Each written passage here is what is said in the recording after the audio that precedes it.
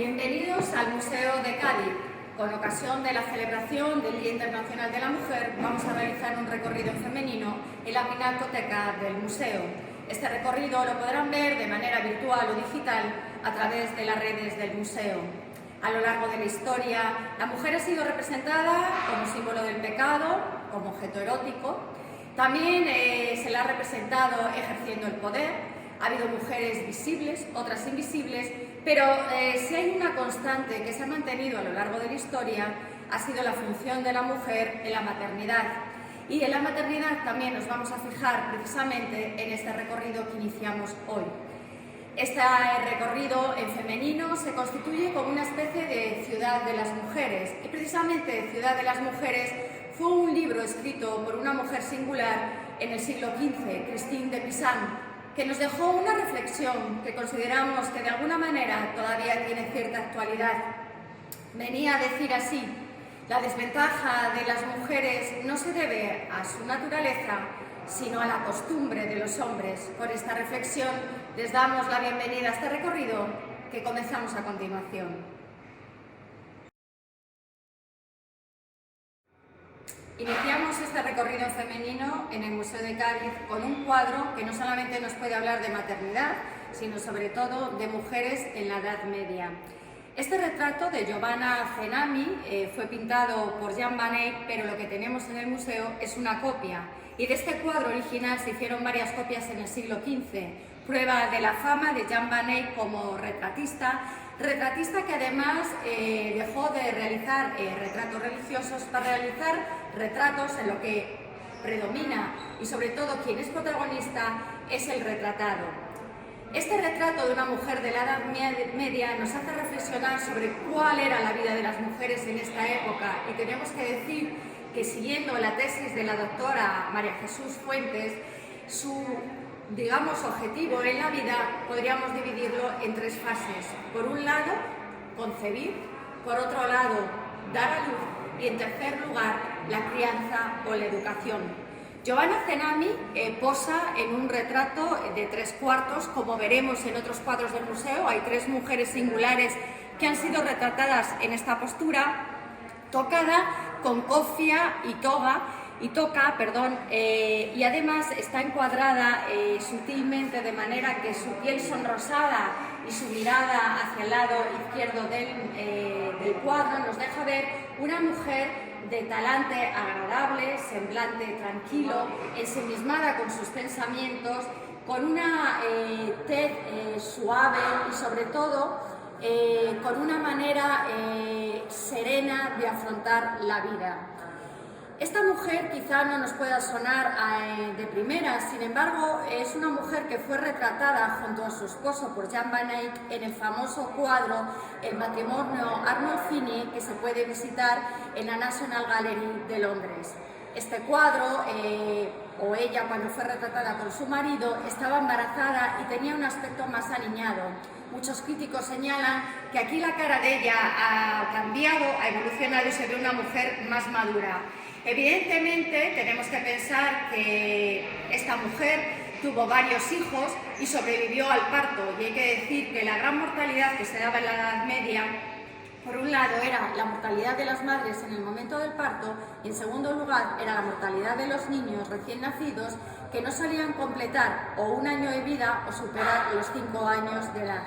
La vida de las mujeres en la Edad Media fue muy dura, en el sentido de que realmente no tenían ningún poder jurídico, no tenían un poder realmente dentro de la casa, y su idoneidad o su elección para el matrimonio se daba exclusivamente en función de sus dotes para procrear. Con este retrato de esta mujer singular, como es Giovanna Cenami, entramos en el universo de las mujeres y seguimos ahondando en la Edad Media cómo era la representación femenina. Seguimos analizando la representación de la mujer en el siglo XIV y en el siglo XV. Lo mismo que hemos hablado de maternidad, tenemos que hablar también de la representación de la maternidad desde el punto de vista religioso.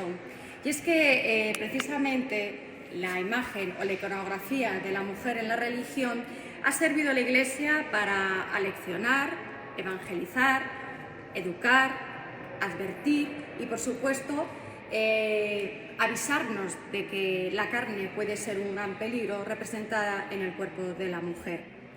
Con la iconografía religiosa nos encontramos con un tema importante, y es que los primeros padres de la Iglesia establecieron una identificación de la Virgen María con la Iglesia, de tal manera que la imagen de una virgen amamantando a su hijo se podía interpretar como a la Iglesia amamantando y, por supuesto, acogiendo a todos los cristianos y católicos.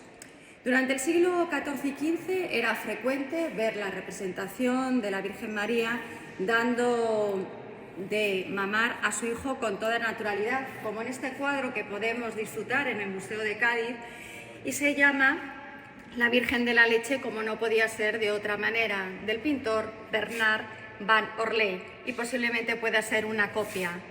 No era inusual encontrar este tipo de cuadros. En el Museo del Prado podemos encontrar varios de ellos, y normalmente se representaba vírgenes niñas con caras aniñadas, todavía casi sin formar como mujeres, vestidas con unos ropajes de la época de tipo medieval bastante elegantes, como esta túnica larga en un azul precioso, marcada en un trono, y en ese trono las vírgenes podían estar sentadas o de pie. En este caso la Virgen ha optado por estar de pie.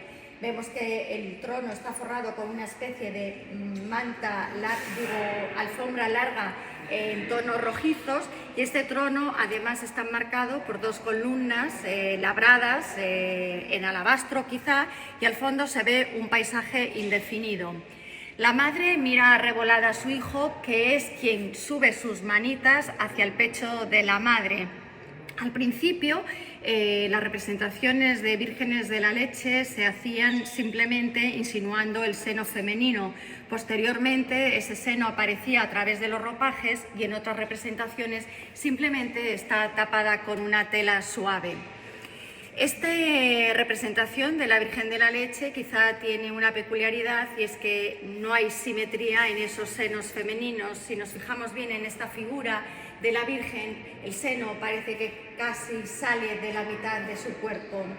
Esta naturalidad de este tipo de representación, que desde la perspectiva del siglo XXI para nosotros es algo que nos parece moderno y totalmente normal, puesto que defendemos la lactancia materna, a partir de la reforma de la Iglesia Católica con el Concilio de Trento, se empieza a prohibir este tipo de imágenes porque de alguna manera se veían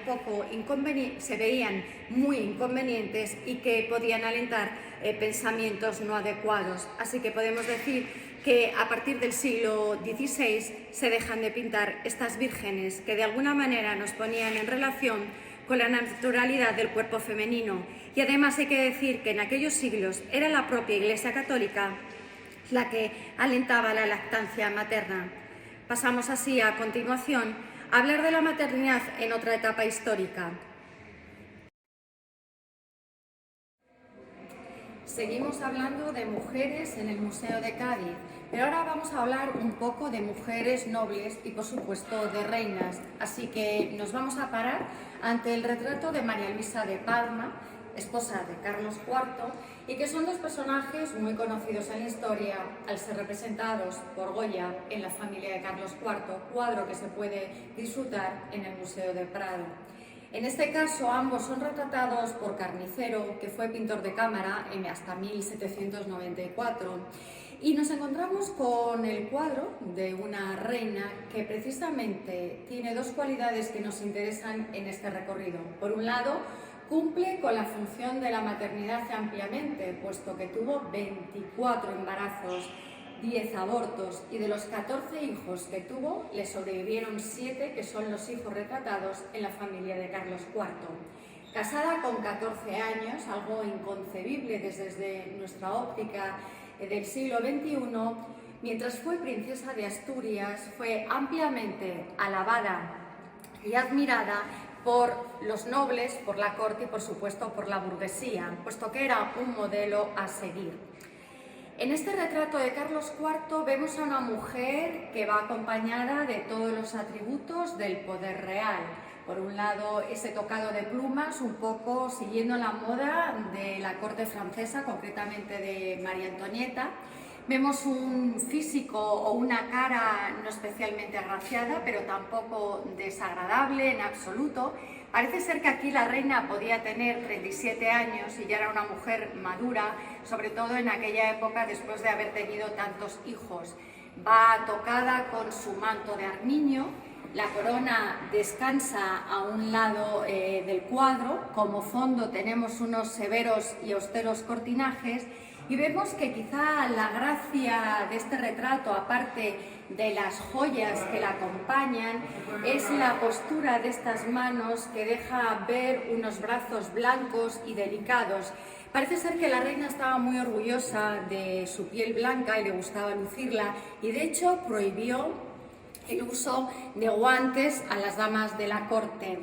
Nos llama la atención también esa actitud de su rostro en el cual no sabemos si está esbozando una sonrisa o está distraída. Quizás si se fijan un poco, la boca parece que está semiapretada y eso se debe a que la reina, no sabemos si por razones higiénicas o por lo que fuera, perdió muy joven la dentadura, se le confeccionó una medida de madera, pero que al ser muy incómodo para ella, pues digamos que optaba por no ponérsela.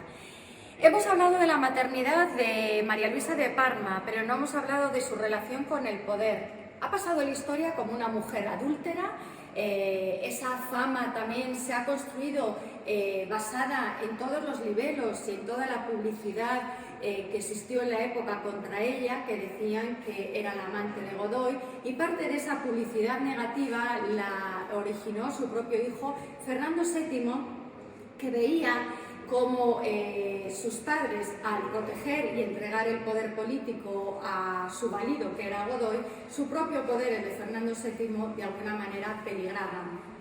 Analizando las fuentes, hay historiadores que dicen que en realidad lo que existió entre Carlos IV, María Luisa de Parma y Godoy fue una amistad, y hay que recordar que el propio Godoy salvó a los reyes del motín de Aranjuez y durante su exilio en Francia los tres mantuvieron una animada correspondencia y gran amistad. De hecho, incluso María Luisa de Parma digamos que cuidó de la hija de Godoy y de su educación.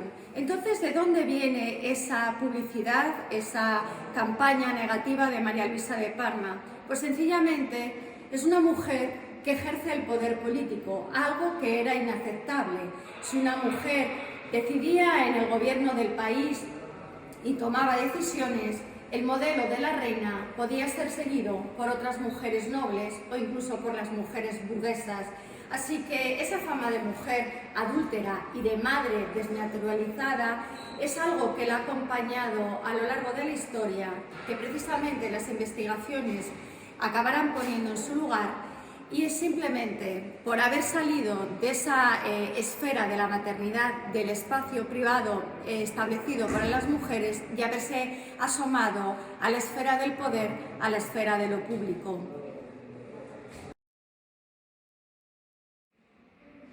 Mujeres y maternidad, mujeres reinas y la maternidad en la mujer burguesa, de la alta burguesía. En el retrato de familia de Ulrich Wermüller nos encontramos precisamente con un retrato de familia. Es el almirante Juan Mendoza acompañado de su mujer, de su cuñada y de sus hijas, que recibe en casa, en su salón de tipo francés, en el que podemos ver que a través del mobiliario podemos estar en una etapa neoclásica. Reciben al cónsul de Francia en Cádiz, que parece ser un hombre de mundo, puesto que lleva la Gaceta de Madrid, como podría ser el equivalente ahora a la Gaceta de los Negocios o incluso el diario Expansión. Y aquí lo que vemos es un espacio privado que precisamente era el espacio que habitaban las mujeres. ¿Qué nos encontramos aquí? Con una madre de familia que ha cumplido también ampliamente con la función maternal, puesto que tiene la hija mayor que está a su lado, el heredero, por decirlo, o el hijo varón que lo tiene cogido en su regazo, y también con su hija más pequeña que está jugando con el bebé. Las mujeres de la alta burguesía venían a tener una media de 5 hijos y medio en aquella época. Hay que decir que una cuarta parte de ellos morían antes de cumplir el año de edad y otra cuarta parte de ellos morían antes de cumplir 5 años.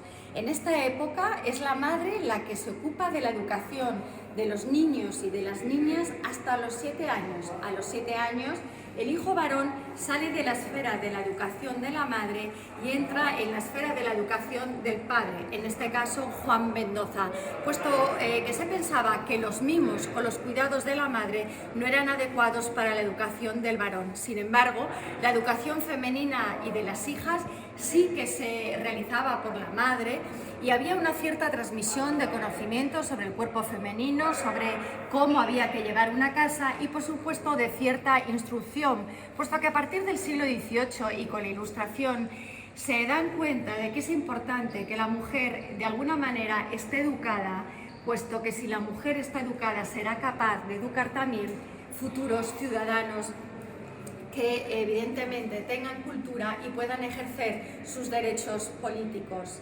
En este cuadro es una escena en la que parece que doña Cristobalina de la Barba quiere indicarle algo a su marido, que parece que está un poco ausente de la acción principal del cuadro, y algunos críticos han querido ver que las dos figuras en los extremos, una de las hermanas de doña Cristobalina y el propio cónsul francés, pudieran tener intención de matrimonio que en esta época se concertaba o se contraía por conveniencia, por seguridad de la mujer y, como siempre, idoneidad de la mujer para ser madre, y no tanto por amor o por romanticismo, conceptos que aparecen en la historia mucho más tarde. La única salida posible para una mujer era un buen matrimonio que le diera seguridad, y si optaba por no casarse, su opción era ingresar en una orden religiosa o ser una solterona, algo que desde luego se criticaba socialmente y algo que desde luego no podemos comprender desde una perspectiva del siglo XXI. Con esta visión de la mujer en la alta burguesía, finalizamos esa revisión histórica sobre cómo cumplían un poco con la maternidad, pero vamos a indagar un poco en cómo era la vida de otras mujeres, quizá no tan previsible y que se salían un poco del camino trazado por los hombres.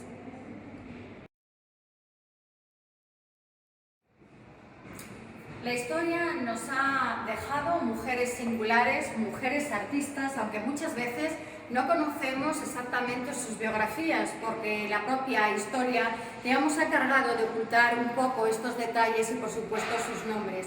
Pero en el Museo de Cádiz contamos con dos pintoras que vamos a ver en este recorrido, y la primera joya, que es casi, podríamos decir, nuestra Gioconda, es el retrato, no el retrato, el autorretrato de Victoria Martín Ocampo, Victoria gaditana, nacida en 1794 y que muere en 1869. Murió casi a los 70 años de edad y vivió una de las épocas históricas más importantes de Cádiz, como fue el Cádiz de 1812, la vuelta de Fernando VII y todos los diferentes acontecimientos políticos, económicos y sociales que cambiaron un poco la sociedad gaditana y, por tanto, el país. En el caso de Victoria Martín Ocampo nos encontramos con una mujer que no cumple, en principio, con esas cualidades que hemos enunciado antes, porque no cumple con la función de la maternidad.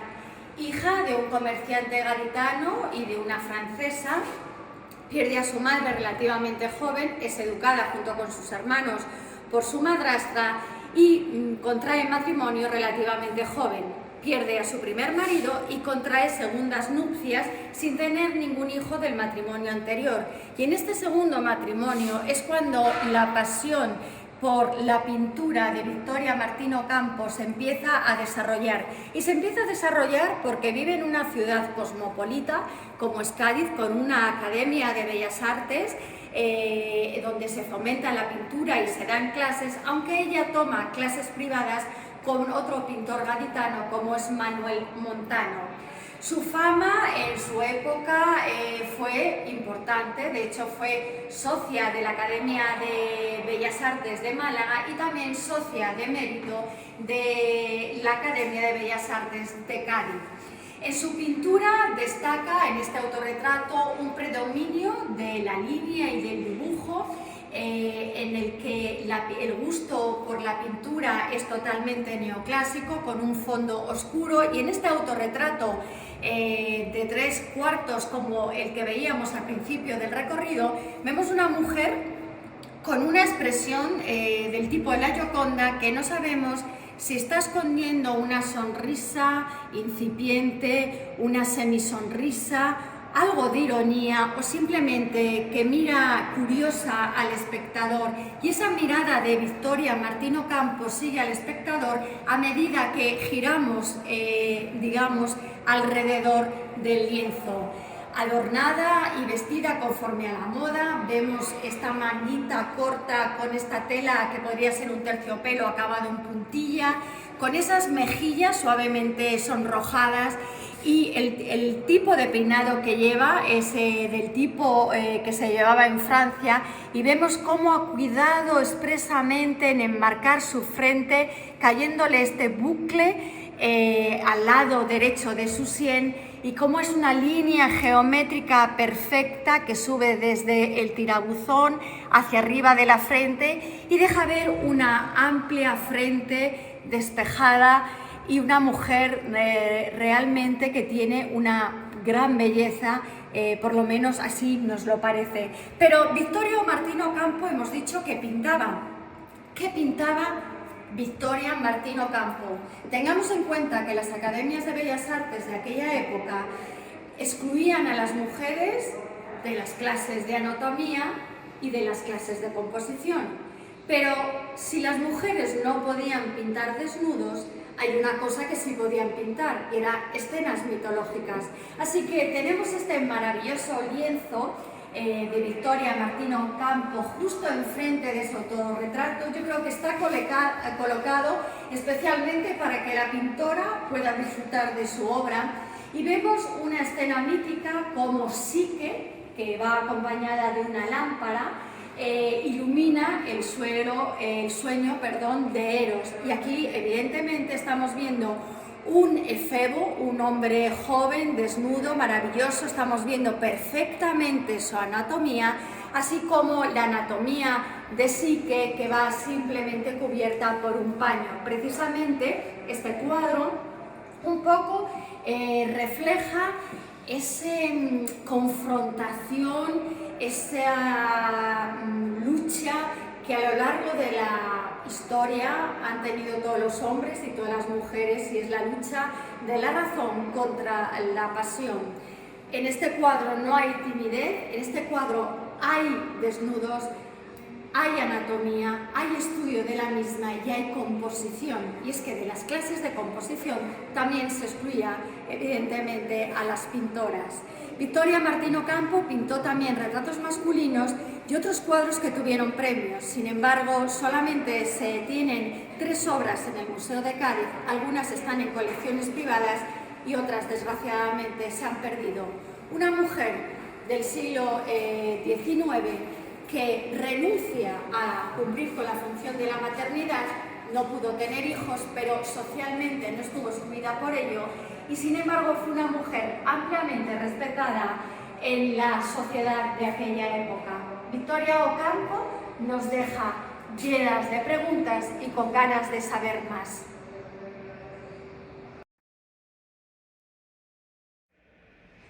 Mujeres de toda condición, mujeres reinas, mujeres de la alta burguesía, pero realmente todavía no hemos hablado de la mujer obrera, de la mujer trabajadora, de la mujer campesina, es decir, mujeres de una condición social más baja. Aquí tenemos a Gracia, una trabajadora de la fábrica de tabacos de Cádiz. Es un cuadro de Gonzalo Bilbao y se titula Gracia, una cigarrera. Gracia está retratada en 3/4 como el primer retrato que hemos visto al iniciar el recorrido y como el retrato de Martín Ocampo. Y la verdad es que los retratos de damas, de mujeres, de 3/4 nos permiten observar no solamente la actitud vital de estas mujeres y penetrar un poco en su psicología, sino admirar cómo exhiben su cuerpo y su manera de estar en la vida ante el espectador.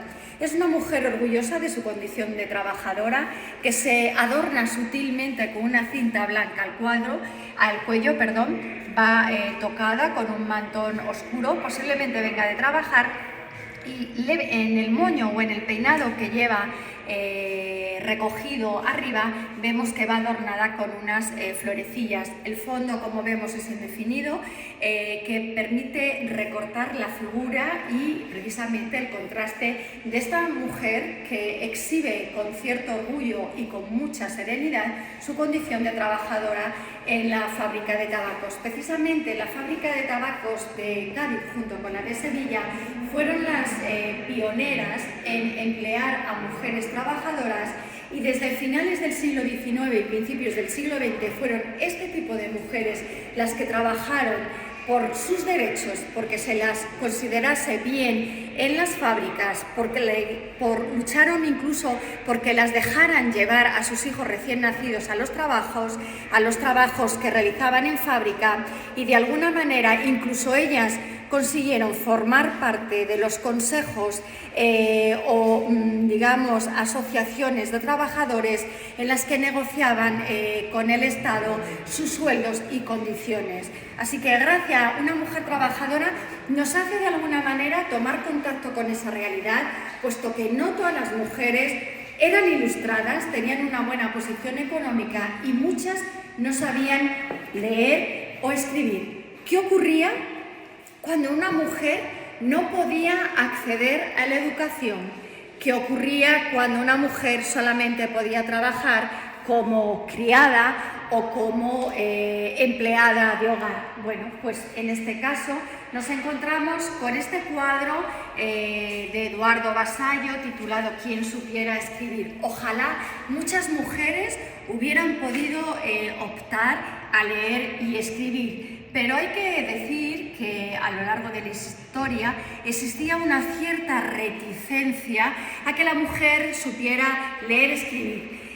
Leer era más conveniente, puesto que ¿qué leían las mujeres a lo largo de la historia? Pues libros de oraciones, evidentemente, libros religiosos, la Biblia, pero era más peligroso que supieran escribir, puesto quien escribe, al fin y al cabo, está reflexionando, exponiendo un pensamiento, y eso era más peligroso.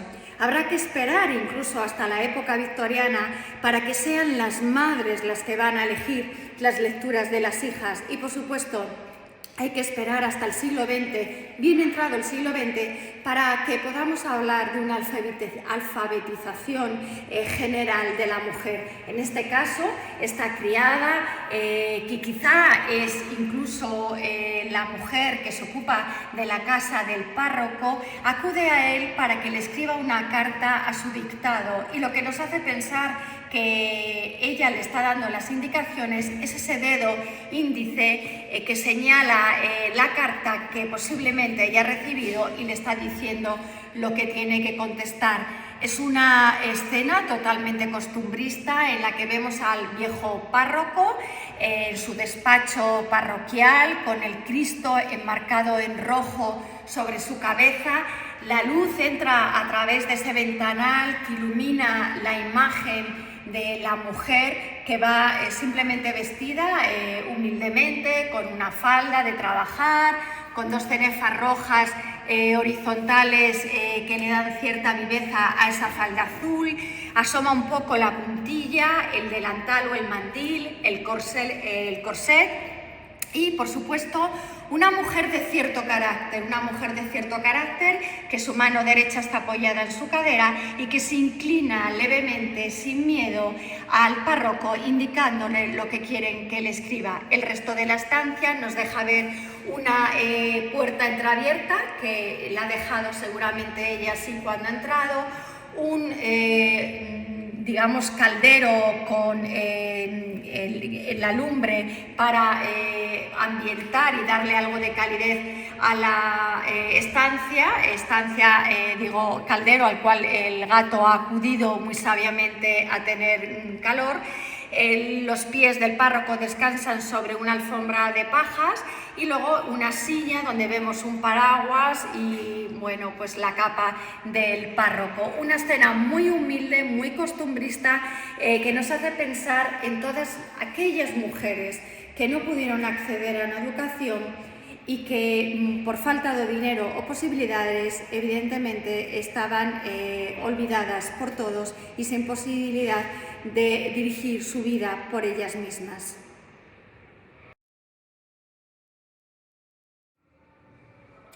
¿Qué pintan las mujeres cuando pintan? Ya vimos que con Victoria Martín Ocampo podía pintar pintura religiosa, pero también pintura mitológica. En este caso vamos a ver uno de los cuadros que pinta Madame Anselma Alejandrina Hessler, que nació precisamente en Cádiz, era la hija del cónsul ruso en Cádiz y también era hija de madre irlandesa. Fue definida en su época como una mujer de gran carácter, de volcánica cabeza, con lo cual pensamos que era una mujer con ideas propias y con muchas iniciativas, que se formó también en Cádiz en pintura, que se casó con un diplomático francés, vivió en Francia casi toda su vida y que fue socia correspondiente de la Academia de Bellas Artes de San Fernando, también socia de mérito de la Academia de Bellas Artes de Cádiz y miembro honorario del Ateneo de Madrid. Esta mujer viajó, tuvo acceso a la educación, su situación evidentemente era privilegiada, fue incluso amiga de Madrazo, viajó por toda España, incluso visitó Marruecos, concretamente Tánger, lo cual inspiró que hiciera un tipo de pintura de tipo oriental, pero también pintaba escenas costumbristas y escenas religiosas. Y también, por supuesto, pintó desnudos, pintó unos techos que están en el Ateneo de Madrid, que es la diosa Juno, y que ella tenía cierto miedo a cómo lo recibiría la crítica, pero tuvo gran éxito. Algún crítico incluso dijo que Madame Anselma no pintaba como una mujer, sino como 10 hombres. Hay que ver en esto un cierto matiz machista a la hora de definir cómo era la pintura de Madame Anselma, que fue además contemporánea y tuvo relación con otras pintoras e impresionistas, como por ejemplo Eva González y Marie Cassatt en París. Pero bueno, lo que tenemos en el Museo de Cádiz no son solamente este cuadro que pinta ella, sino, como era coleccionista, también algunos cuadros que legó por cariño a la ciudad y por supuesto a la Academia de Bellas Artes. Pero nos vamos a fijar en esta pintura, es una escena religiosa. ¿Y qué ha elegido pintar Madame Anselma? Bueno, pues en el presbiterio hay un joven monaguillo en el que sobre una mesa roja, sobre un cojín rojo han puesto la cruz, y por eso se llama este cuadro La adoración de la cruz. Y tenemos en primer plano pues una dama vestida de negro que va acompañada por 2 niños, esta jovencita vestida en azul con tirabuzones, al cual nos da la espalda. También vemos un niño que acompaña a su cuidadora, o su nodriza, o sí, podría ser simplemente su cuidadora. Y luego vemos a un joven sacerdote que está ensimismado con el libro de oraciones apoyado sobre su mentón, y también un soldado vestido de gala que está, digamos, de alguna manera enmarcando esta primera escena en la que sobre todo destacan los colores rojos de los monaguillos de la mesa y de esas especies de cortinajes o fondo rojo que pinta Madame Anselma. Figuras femeninas en esta composición tenemos por un lado a la izquierda estas figuras casi desdibujadas y simplemente esbozadas, que son unas monjas detrás de la reja, y esa sería ya la parte privada del convento. Otras figuras femeninas que están viendo cómo esta dama besa a la cruz, y al fondo y a la derecha del cuadro vemos otras damas que posiblemente están haciendo la cola para la adoración de la cruz junto a otros personajes masculinos. La verdad es que nos gustaría tener aquí un retrato de esta, digamos, inusual pintora, Madame Anselma.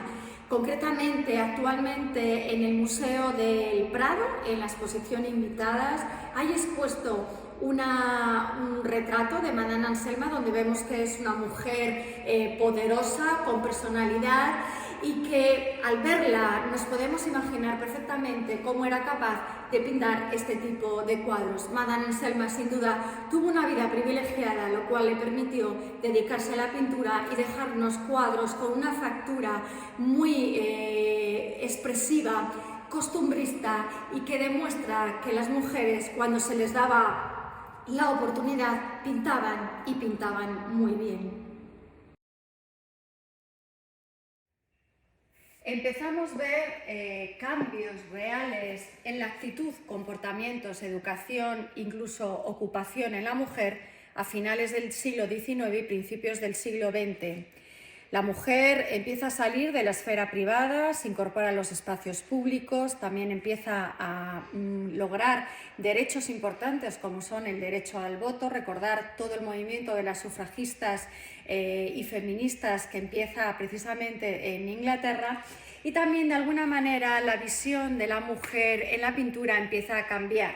Ya no vamos a encontrar retratos de familia, ya no vamos a lo mejor encontrar mujeres que posan con sus hijos.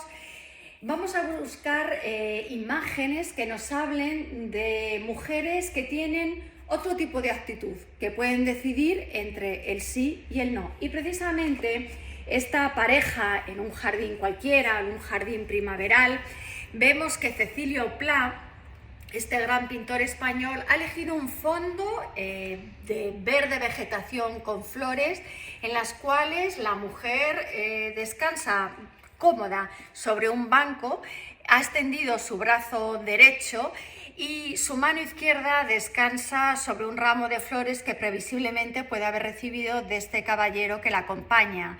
El vestido rojo de lunares que destaca sobre este fondo verde nos hace pensar un poco en los elementos típicos del folclore español, le da gran viveza a ese rostro también casi de perfil, de piel blanca, en la que ella ha optado por no mirarle a él directamente. Y la verdad es que hay muchas interpretaciones, pero no parece que haya conversación ninguna entre este hombre y una mujer. Él sostiene un paipai o un abanico, su sombrero lo ha dejado sobre una silla, todavía sostiene su bastón, pero mira hacia abajo. Quizá estamos presenciando una escena de desamor, un no a una proposición de matrimonio. Y ese no es un gran avance para las mujeres, porque hasta ahora, y como hemos visto en el recorrido, ante toda proposición matrimonial tenía que ser un sí. Un sí al matrimonio, un sí a la maternidad y un sí a tener hijos. Y en este cambio de arquetipo de la mujer, empieza a decidir sobre su destino y sobre si se quiere casar o no, sin temor a que su única opción sea ingresar en un convento o quedarse soltera, que como ya habíamos hablado anteriormente, era una cosa que tenía cierta crítica social. Pareja en el jardín también puede ser un momento de respiro y de sosiego. Pero la interpretación que le damos en este recorrido en el cual analizamos el papel de la mujer es una mujer que opta por decir no y por pensarse a lo mejor una proposición que le está haciendo este caballero. La mujer empieza a adquirir derechos, libertades a principios del siglo XX. En España es muy importante, por ejemplo, la ley de la silla que protege laboralmente a las mujeres, en las cuales se legislaba que aquellas mujeres que trabajaban en fábricas podían tener una silla para sentarse en el horario laboral. Pero otro de los grandes, logros de la mujer están relacionadas con la moda y cómo se va liberando ese cuerpo femenino de esas prendas que hemos visto más encorsetadas y más pegadas, y el cuerpo se va mostrando en su plenitud. Llegan los locos años 20 y evidentemente el cuerpo femenino se muestra mostrando no solamente tobillos, sino piernas. En este cuadro de Fernando Abazuza nos encontramos a esta joven bañista que lleva esos bañadores de los años 20 que hemos visto en esas películas en blanco y negro y en fotografías antiguas, donde el bañador llegaba más allá, no llegaba a media pierna, pero bajaba bastante por el muslo y era totalmente pegado en azul marino o negro. ¿Por qué sabemos que es una mujer de los años 20? Por ese corte de pelo a lo garzón, que fue además un corte de pelo que se impuso en todo el mundo. Los largos de las prendas se acortaron hasta la rodilla y se mostraban los hombros. Aquí vemos perfectamente estos hombros y estos brazos atléticos y bien formados de esta joven bañista, que evidentemente enuncian un cambio de paradigma en la mujer que ha optado y decidido mostrar su cuerpo al espectador porque no tiene nada que esconder. Aquí, en el siglo XX, la mujer, la representación de la mujer, ya no es la que quiere el pintor, es la que quieren las mujeres, y ellas son las que eligen cómo quieren ser representadas.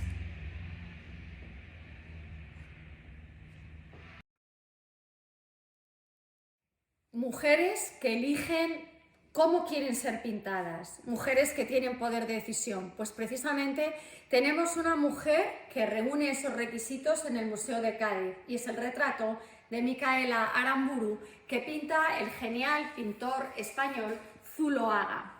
Precisamente Micaela Aramburu, que recibió una pequeña herencia de su madrina, decide que quiere ser retratada, pero no retratada por cualquier pintor, nada más y nada menos que el genial Zuloaga. Así que esta joven de gran carácter decide contactarlo a través del compositor Falla. Y es Falla el que escribe a su amigo Zuloaga y le comunica que hay una singular jovencita de Cádiz que desea ser retratada por él. El pintor pide una fotografía de la posible modelo. Acepta, pero poniendo sus condiciones. Micaela tendrá que viajar a París. Y Micaela viaja a París acompañada de su familia.